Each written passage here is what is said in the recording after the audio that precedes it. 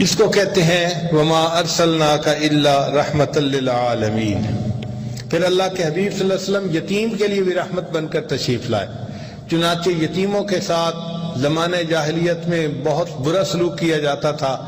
ان کا مال پیسہ غبن کر لیا جاتا تھا اور ان کو لاوارث چھوڑ دیا جاتا تھا، کوئی ان کے سر پہ ہاتھ رکھنے والا نہیں ہوتا تھا۔ اللہ کے حبیب صلی اللہ علیہ وسلم نے تعلیمات دی اور فرمایا کہ جو یتیم کی کفالت کرے گا اس کے سر پر شفقت کا ہاتھ رکھے گا، ہاتھ کے نیچے جتنے بال ہوں گے اتنے بالوں کے برابر نیکیاں اس کے نام اعمال میں لکھی جائیں گی۔ بلکہ حدیث پاک میں مشہور واقعہ ہے کہ عید کے دن نبی علیہ السلام عیدگاہ کی طرف تشریف لے چلے تو آپ صلی اللہ علیہ وسلم جب گلی میں پہنچے تو کچھ بچے نہائے دھوئے اچھے کپڑے پہنے آپس میں خوش خوش کھیل رہے تھے۔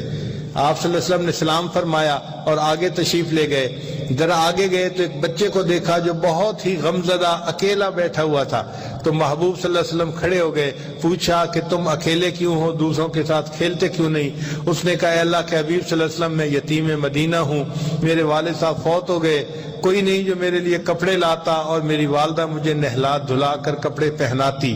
میں اس وقت لاوارث ہوں تو اس لیے میں تنہا بیٹھا اپنے والد کو یاد کر رہا ہوں۔ نبی علیہ السلام نے اسے فرمایا اچھا تم میرے ساتھ آؤ۔ وہ بچہ ساتھ چلا۔ اللہ کے حبیب صلی اللہ علیہ وسلم عیدگاہ جانے کی بجائے واپس اپنے گھر تشریف لے آئے اور عائشہ صدیقہ رضی اللہ عنہا سے فرمایا کہ حمیرہ اس بچے کو نہلا دو۔ چنانچہ بچے کو جب نہلایا گیا تو وہ بچہ حضرت حسن رضی اللہ عنہ کے ہم عمر تھا، تو نبی علیہ السلام نے فاطمہ الزہرا رضی اللہ عنہا کو پیغام بھجوایا کہ حسن کے اگر اچھے دھلے کپڑے ہوں تو بھجوا دیجیے۔ وہ جب کپڑے آ گئے تو وہ بچے کو نئے یا دھلے ہوئے کپڑے صاف پہنا دیے گئے، پھر ان کے سر پہ تیل لگایا گیا، آنکھوں میں سرما ڈالا گیا،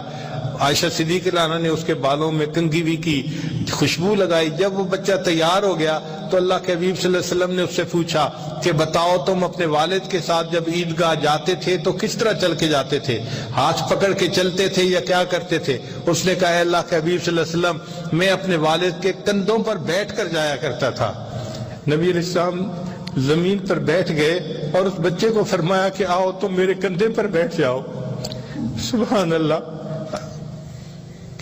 یہ ہے رحمت للعالمین۔ وہ بچہ کندھے پر بیٹھ گیا، نبی علیہ السلام اس کو اٹھا کر پھر واپس جو ہے گلی میں تشریف لائے۔ اب وہ بچے جو کھیل رہے تھے انہوں نے دیکھا پہلے یہی بچہ تنہا الگ بیٹھا تھا، اب یہ نہایا دھو کر نبی علیہ السلام کے مبارک کندھوں پر بیٹھ رہا ہے، تو ان بچوں نے آنکھوں میں ایک دوسرے سے گفتگو کی اور بات چیت کی، پوچھا کہ کیا معاملہ ہے، تو اس بچے نے خوش ہو کر کہا کہ مجھے اللہ کے محبوب صلی اللہ علیہ وسلم نے اپنا بیٹا بنا لیا۔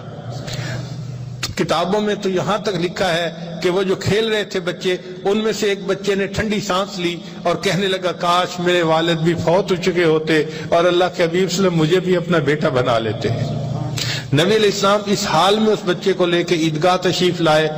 تو جب آپ صلی اللہ علیہ وسلم ممبر پر چڑھنے لگے تو وہ بچہ نیچے بیٹھنے لگا۔ نبی علیہ السلام نے فرمایا نہیں تم نیچے نہیں بیٹھو گے، بلکہ ممبر میں جہاں میں بیٹھوں گا میرے ساتھ تم بیٹھو گے۔ آپ صلی اللہ علیہ وسلم نے اس یتیم بچے کو اپنے ساتھ بٹھایا اور پھر اس کے سر پر ہاتھ رکھ کر فرمایا انا وکافل الیتیم ھکذا، کہ قیامت کے دن میں اور یتیم کی کفالت کرنے والا جنت میں اس طرح ایک دوسرے کے ساتھ اکٹھے ہوں گے۔